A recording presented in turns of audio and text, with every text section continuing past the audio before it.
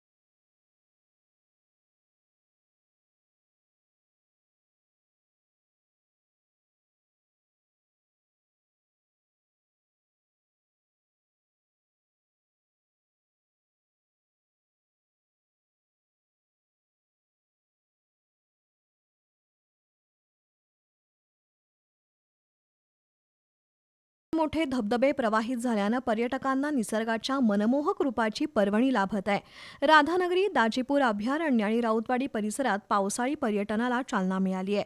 त्यामुळे स्थानिक व्यावसायिकांमध्ये उत्साहाचं वातावरण आहे। मात्र धबधब्यांचा आनंद घेताना पर्यटकांनी सुरक्षिततेचे नियम पाळावेत, धोकादायक ठिकाणी जाणं टाळावं असं आवाहन प्रशासनाकडून करण्यात आलंय। अतिउत्साही पर्यटकांवर पोलीस प्रशासनानं निर्बंध घालावेत अशी मागणी होतीये।